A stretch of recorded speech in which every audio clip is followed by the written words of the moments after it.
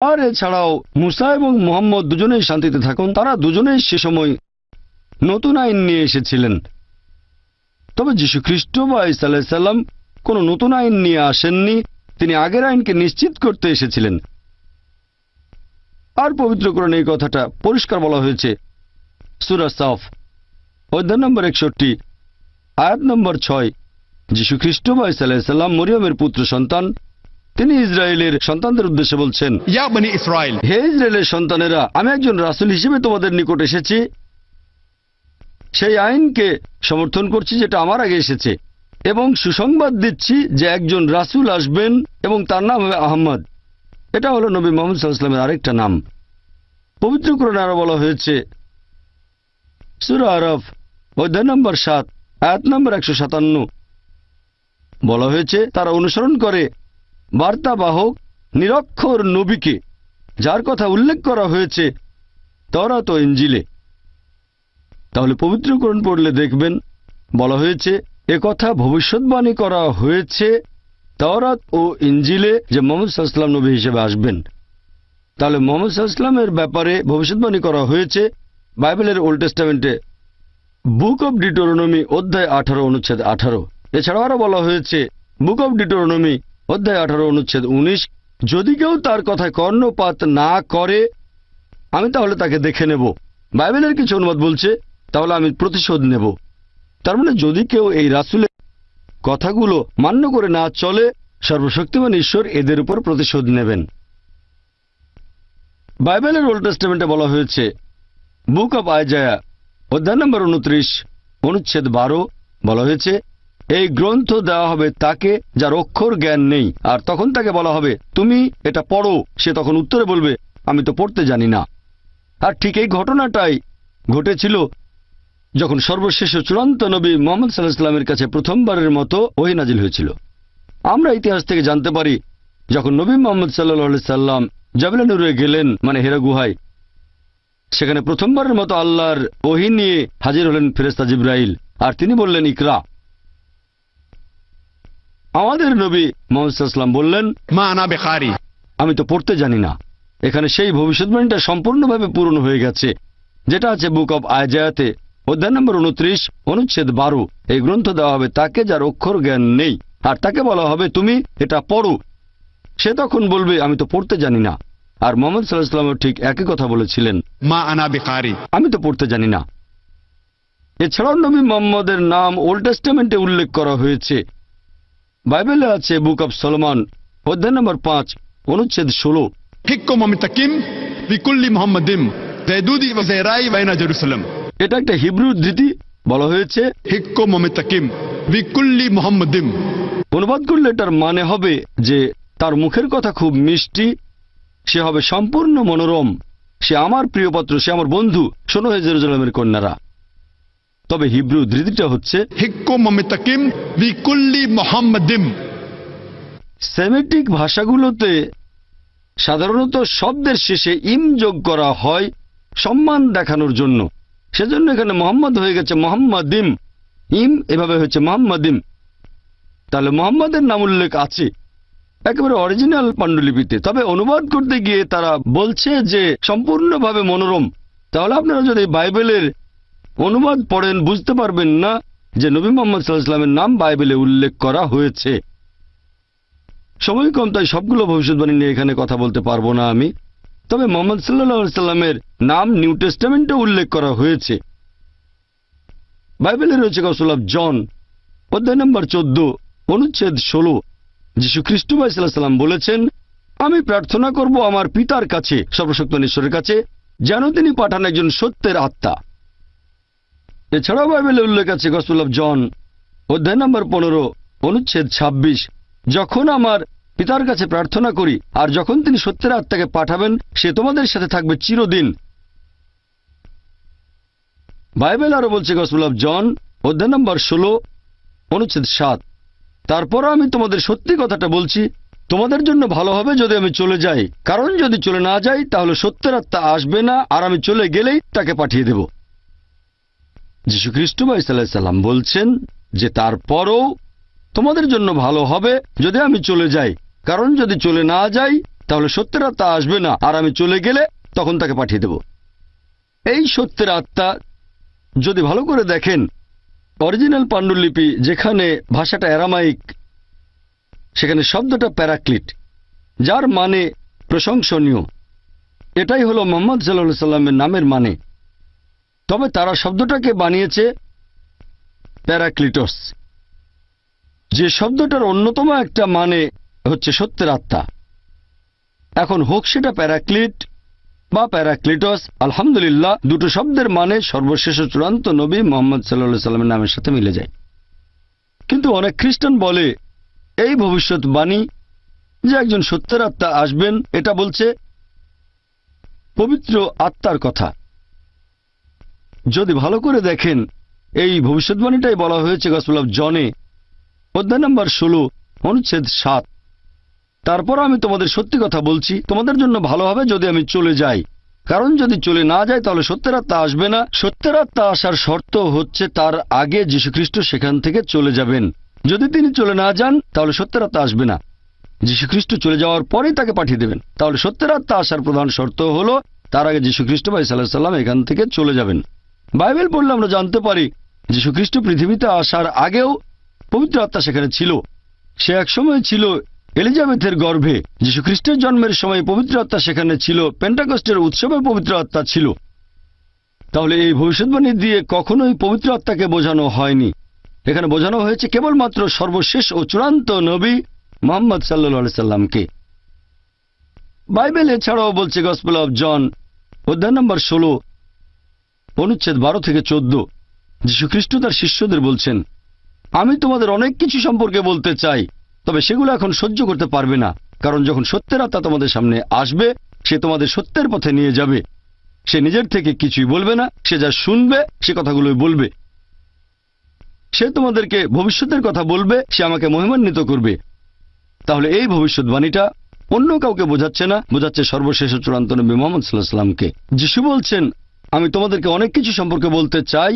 যীশুখ্রিস্ট তার শিষ্যদের বলছেন, আমি তোমাদেরকে অনেক কিছু বলতে চাই, তবে সেগুলো এখন সহ্য করতে পারবে না, কারণ যখন সত্যের আত্মা তোমাদের সামনে আসবে সে তোমাদের সত্যের পথে নিয়ে যাবে। সে নিজের থেকে কিছুই বলবে না, সে যা শুনবে সে কথাগুলোই বলবে। সে তোমাদের সত্যের পথে নিয়ে যাবে, তোমাদেরকে সে ভবিষ্যতের কথা বলবে, সে আমাকে মহিমান্বিত করবে। তাহলে এই ভবিষ্যৎবাণী অন্য কাউকে বোঝাচ্ছে না, বোঝাচ্ছে সর্বশেষ ও চূড়ান্ত নবী মুহাম্মদ সাল্লাল্লাহু আলাইহি সাল্লামকে। আমি একটা লেকচার দিয়েছিলাম যেটার বিষয় ছিল মুহাম্মদ সাল্লাল্লাহু আলাইহি সাল্লামকে নিয়ে ভবিষ্যৎবাণী পবিত্র বাইবেলে। আমি ঘন্টার পর ঘন্টা বলে যেতে পারি এই একটা বিষয় নিয়েই। এছাড়াও পবিত্র কোরআনে বলা হয়েছে, সূরা রদ অধ্যায় নম্বর 13 আয়াত নম্বর 38 বলা হয়েছে, লিকুল্লি আজলিন কিতাব, প্রত্যেক যুগেই আমি কিতাব প্রেরণ করেছি, ওহী নাজিল করা হয়েছে। পবিত্র কোরআনে এরকম 4টা আসমানি কিতাবের নাম উল্লেখ করা হয়েছে, তাওরাত, জাবুর, ইনজিল এবং কোরআন। তাওরাত হলো সেই ওহী আসমানি কিতাব যেটা নাজিল হয়েছিল নবী মুসা আলাইহিস সালামের উপর। জাবুর হলো সেই আসমানি কিতাব যেটা নাজিল হয়েছিল নবী দাউদ আলাইহিস সালামের উপর। ইনজিল হচ্ছে সেই আসমানি কিতাব যেটা নাজিল হয়েছিল যীশুখ্রিস্ট বা ঈসা আলাইহিস সালামের উপর। আর কোরআন হচ্ছে সর্বশেষ ও চূড়ান্ত আসমানি কিতাব যেটা নাজিল হয়েছিল সর্বশেষ ও চূড়ান্ত নবী মুহাম্মদ সাল্লাল্লাহু আলাইহি সাল্লামের উপর। পবিত্র কোরআনে মাত্র 4টা আসমানি কিতাবের নাম উল্লেখ করা হয়েছে। তবে প্রত্যেক যুগেই আল্লাহ তাআলা আসমানি সহিফা পাঠিয়েছেন। এরকম অনেক সহিফা থাকতে পারে, যেমন ধরেন সুহুফে ইব্রাহিম ইত্যাদি, কিন্তু নাম দিয়ে মাত্র 4টার কথা আছে। এখন যেসব আসমানি কিতাব নাজিল হয়েছিল সর্বশেষ ও চূড়ান্ত কিতাব পবিত্র কোরআনের আগে, সেগুলো এসেছিল একটা নির্দিষ্ট সম্প্রদায়ের মানুষের জন্য। আর সেই কিতাবের আদেশ নির্দেশগুলো পুরোপুরিভাবে মেনে চলার প্রয়োজন ছিল একটা নির্দিষ্ট সময় পর্যন্ত। তবে পবিত্র কোরআন হচ্ছে সর্বশেষ ও চূড়ান্ত কিতাব। এটা শুধুমাত্র মুসলিম বা আরবদের জন্য প্রেরণ করা হয়নি। পবিত্র কোরআনে বলা হয়েছে, সূরা ইব্রাহিম অধ্যায় নম্বর 14 আয়াত নম্বর 1, আলিফ লাম র, এই কিতাব আমি অবতীর্ণ করেছি তোমার প্রতি নবী সাল্লাল্লাহু আলাইহি সাল্লাম, যাতে করে তুমি পথ দেখাতে পারো মানব জাতিকে অন্ধকার থেকে আলোর দিকে। বলা হয়েছে যাতে করে নবী মুহাম্মদ সাল্লাল্লাহু আলাইহি সাল্লাম পথ দেখাতে পারেন পুরো মানব জাতিকে, শুধু মুসলিম বা আরবদের নয়, গভীর অন্ধকার থেকে আলোর দিকে। কোরআন আরো বলছে সূরা ইব্রাহিম অধ্যায় নম্বর 14 আয়াত নম্বর 52, এটা মানুষের জন্য একটা বার্তা, যেন এটা দ্বারা তারা সতর্ক হয়ে যায় এবং জানতে পারে যে তিনি একমাত্র উপাস্য, যাতে বোধ শক্তি সম্পন্নরা উপদেশ গ্রহণ করে। সূরা বাকারায় উল্লেখ করা হয়েছে, অধ্যায় নম্বর 2, আয়াত নম্বর 185, রমজান হলো সেই মাস যে সময় কোরআন অবতীর্ণ হয়েছে মানব জাতির পথের দিশারি হিসেবে, সত্য ও মিথ্যার পার্থক্যকারী রূপে। এরপর পবিত্র কোরআনে সূরা জুমার অধ্যায় নম্বর 39, আয়াত নম্বর 41, আমি অবতীর্ণ করেছি তোমার প্রতি নবী সাল্লাল্লাহু আলাইহি সাল্লাম সত্য সহ কিতাব, মানুষ জাতিকে পথ দেখানোর জন্য। এখানে শুধু মুসলিম বা আরবদের পথ দেখানোর কথা বলা হয়নি, পথ দেখাতে হবে পুরো মানব জাতিকে। যেহেতু কোরআন হচ্ছে সর্বশেষ আর চূড়ান্ত কিতাব, এটা শুধুমাত্র মুসলিম বা আরবদের জন্য নয়, পবিত্র কোরআন পুরো মানব জাতির জন্য।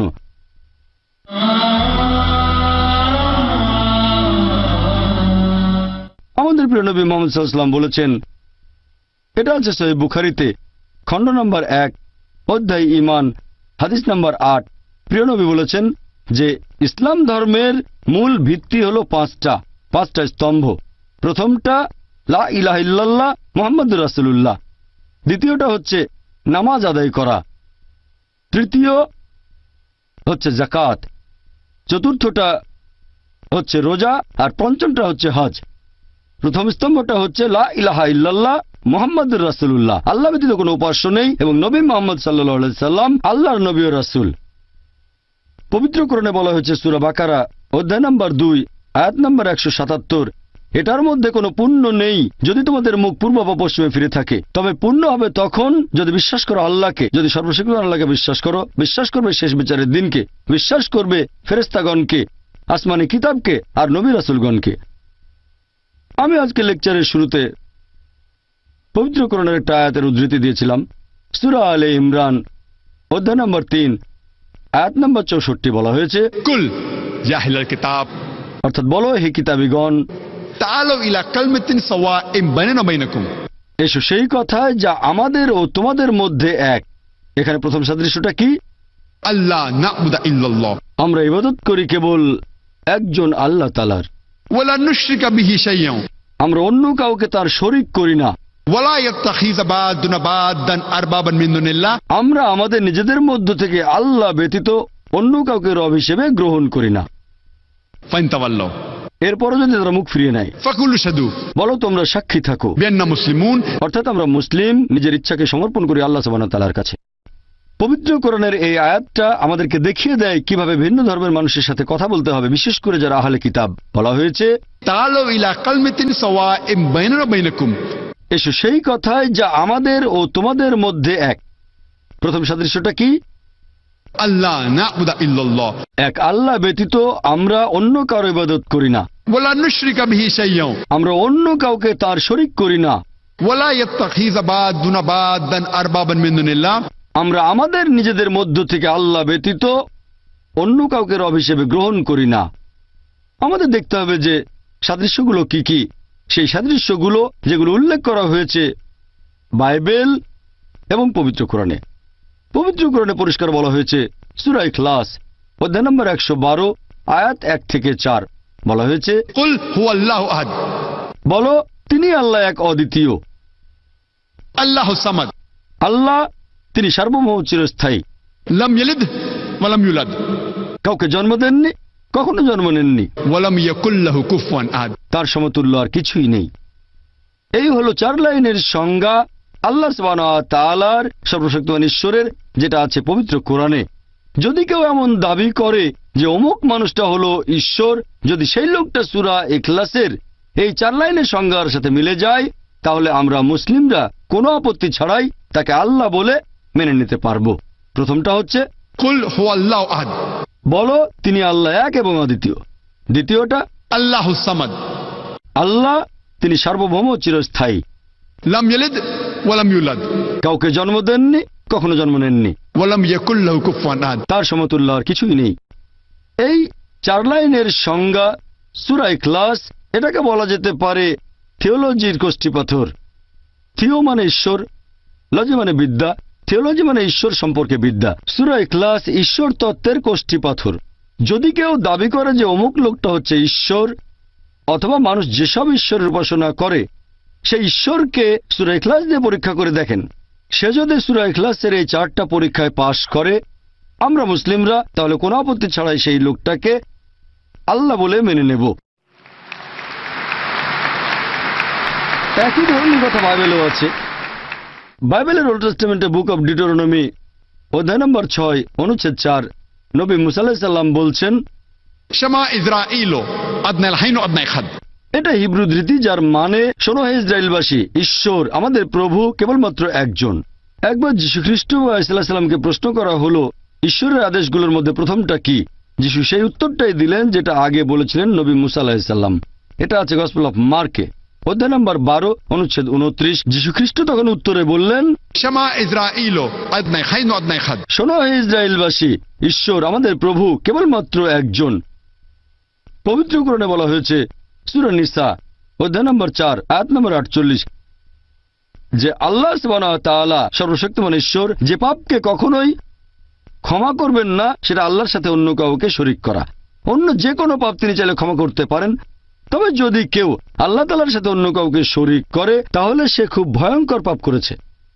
পবিত্র কোরআনে আরো বলা হয়েছে সূরা নিসা অধ্যায় নম্বর 4 আয়াত নম্বর 116 যে আল্লাহ সুবহানাহু ওয়া তাআলা কখনোই তার সাথে অন্য কাউকে শরীক করা পাপ ক্ষমা করবেন না। অন্য যে কোনো পাপ তিনি চাইলে ক্ষমা করতে পারেন, তবে যদি কেউ আল্লাহ সুবহানাহু ওয়া তাআলার সাথে অন্য কাউকে শরীক করে সে তাহলে ভীষণভাবে পথভ্রষ্ট হয়। তাহলে ইসলাম ধর্মে সবচেয়ে বড় পাপ সর্বশক্তিমান আল্লাহর সাথে অন্য কাউকে শরীক করা, আল্লাহ তাআলার পাশাপাশি অন্য কারো ইবাদত করা। আর একই রকম কথা আছে বাইবেলের মধ্যেও। বুক অব এক্সোডাস অধ্যায় নম্বর 20 অনুচ্ছেদ 3 থেকে 5 বলা হয়েছে যে সর্বশক্তিমান ঈশ্বর বলছেন, তোমরা আমার পাশাপাশি অন্য কোনো দেবতার উপাসনা করবে না, তোমরা আমার কোনো প্রতিমূর্তি তৈরি করবে না যেটার সাথে কোনো রকম সাদৃশ্য আছে আকাশমণ্ডলীর উপরে, নিচের পৃথিবী বা তার নিচে পানিতে কোনো কিছু। তোমরা তাদের সামনে নতজানু হবে না, তাদের সেবা করবে না, কারণ আমি তোমাদের ঈশ্বর তোমাদের প্রভু খুব ঈর্ষাপরায়ণ। একই কথা আবারও আছে বুক অব ডিউটেরোনমি অধ্যায় নম্বর 5 অনুচ্ছেদ 7 থেকে 9। সর্বশক্তিমান ঈশ্বর বলছেন, তোমরা আমার পাশাপাশি অন্য কোনো দেবতার উপাসনা করবে না, তোমরা আমার কোন রকম মূর্তি তৈরি করবে না যেটার সাথে কোন রকম সাদৃশ্য আছে আকাশমণ্ডলীর উপরে, নিচের পৃথিবী বা তার নিচে পানিতে কোনো কিছুর। তোমরা তাদের সামনে নতজানু হবে না, তাদের সেবা করবে না, কারণ আমি তোমাদের ঈশ্বর তোমাদের প্রভু খুব ঈর্ষাপরায়ণ। পবিত্র কোরআনে পরিষ্কার বলা হয়েছে সূরা মাইদা অধ্যায় নম্বর 5 আয়াত নম্বর 72 লাকাদ কাফারাল্লাযিনা ক্বালু ইন্নাল্লাহা হুয়াল মাসীহ ইবনু মারইয়াম। তারা ধর্মের অবমাননা করে, তারা কুফরি করে যারা এরকম বলে যে আল্লাহ হলেন যিশু মরিয়মের পুত্র সন্তান। কোরআন বলছে তারা ধর্মের অবমাননা করছে, তারা কুফরি করছে যারা এরকম বলে যে আল্লাহ হলেন যিশু খ্রিস্ট মরিয়মের পুত্র সন্তান। ওয়া ক্বালাল মাসীহ, অথচ মসিহ বলেছেন, ইয়া বনি ইসরাঈল, হে বনি ইসরাইল, উবুদুল্লাহ, আল্লাহর ইবাদত করো, রাব্বি ওয়া রাব্বুকুম, তিনি আমারও তোমাদের প্রভু। ইন্নাহু মাশরিক বিল্লাহ, যদি কেউ আল্লাহর সাথে অন্য কাউকে শরীক করে ফাকাদ হারামাল্লাহু আলাইহিল জান্নাহ, আল্লাহ তার জন্য জান্নাত নিষিদ্ধ করবেন। ওয়া মাওয়াহুন নার ওয়া মা লিযালিমিন মিন আনসার, আর জাহান্নাম হবে তার আবাসস্থল এবং তাদের জন্য পরকালে কোনো সাহায্যকারী নেই। যিশু আলাইহিস সালাম বলেছেন, ইন্নাহু মাশরিক বিল্লাহ, যদি কেউ আল্লাহর সাথে অন্য কাউকে শরীক করে ফাকাদ হারামাল্লাহু আলাইহিল জান্নাহ, আল্লাহ তার জন্য অবশ্যই জান্নাত নিষিদ্ধ করবেন। ওয়া মাওয়াহুন নার ওয়া মা লিযালিমিন মিন আনসার, আর জাহান্নাম হবে তার আবাসস্থল এবং তাদের জন্য পরকালে কোনো সাহায্যকারী নেই। সবচেয়ে বড় পাপ ইসলাম ধর্মে, পাশাপাশি খ্রিস্টান ধর্মেও আল্লাহর সাথে অন্য কাউকে শরীক করা। তবে দুর্ভাগ্যের কথা, আমাদের আশেপাশে এরকম অনেক খ্রিস্টান ভাই বোন আছেন যারা বলেন যে যীশু খ্রিস্ট নাকি নিজেকে ঈশ্বর বলে দাবি করেছেন। সত্যি বলতে যদি বাইবেল পড়েন, গোটা বাইবেলে একেবারে পরিষ্কার করে বলা এমন একটা অনুচ্ছেদও পাবেন না যেখানে যীশু খ্রিস্ট সাল্লাম নিজেই বলেছেন যে আমি ঈশ্বর বা তোমরা আমার উপাসনা করো। আমি এই কথাটা আরেকবার বলছি, যদি আপনারা বাইবেল পড়েন, গোটা বাইবেলে একেবারে পরিষ্কার করে বলা এরকম একটা অনুচ্ছেদ খুঁজে পাবেন না পুরো বাইবেলের মধ্যে যেখানে যীশু খ্রিস্ট তিনি শান্তিতে থাকুন নিজের মুখে বলেছেন যে আমি ঈশ্বর বা তোমরা আমার উপাসনা করো।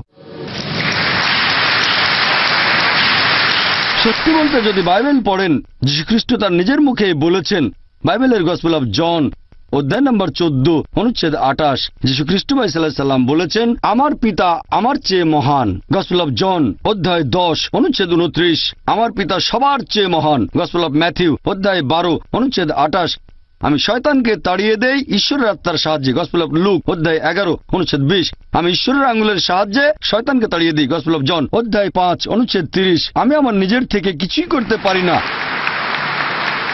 যেরকম শুনি সেভাবে বিচার করি এবং আমার বিচার সঠিক, কারণ আমি নিজের ইচ্ছা পূরণ করি না, পিতার ইচ্ছা পূরণ করি।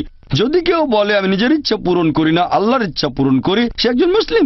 যীশু খ্রিস্ট তার নিজের মুখে বলেছেন, আমি আমার নিজের থেকে কিছুই করতে পারি না, যেরকম শুনি সেভাবেই বিচার করি এবং আমার বিচার সঠিক, কারণ আমি নিজের ইচ্ছা পূরণ করি না, আল্লাহর ইচ্ছা পূরণ করি। যদি কেউ বলে যে আমি সর্বশক্তিমান আল্লাহর কাছে নিজের ইচ্ছাকে সমর্পণ করলাম, তাহলে আরবিতে আমরা তাকে বলে থাকি একজন মুসলিম। মুসলিম মানে সর্বশক্তিমান আল্লাহর কাছে আত্মসমর্পণ করা। এ ব্যাপারে আমি শুরুতেই বলেছি, তাহলে যিশু আলাইহিস সালাম ছিলেন একজন মুসলিম। বাইবেলে আছে বুক অব অ্যাক্টস অধ্যায় নম্বর 2 অনুচ্ছেদ 22, বলা হয়েছে, হে ইসরায়েলের অধিবাসীরা, এই কথা শোনো, নাজারেত শহরের যিশু ঈশ্বর মনোনীত একজন মানুষ, তোমাদের মাঝে যে অনেক অলৌকিক আর আশ্চর্য কাজ করবে, ঈশ্বর তাকে দিয়ে এগুলো করাবেন আর তোমরা তা সাক্ষী। বলা হয়েছে, নাজারেত শহরের যিশু ঈশ্বর মনোনীত একজন মানুষ, তোমাদের মাঝে যে অনেক অলৌকিক আর আশ্চর্য কাজ করবে, ঈশ্বর এগুলো তাকে দিয়ে করাবেন আর তোমরা তার সাক্ষী থাকবে। যীশু খ্রিস্ট কখনোই নিজেকে ঈশ্বর বলে দাবি করেননি। তিনি ছিলেন আল্লাহ সুবহানাহু ওয়া তাআলার অন্যতম প্রধান একজন নবী এবং রাসূল।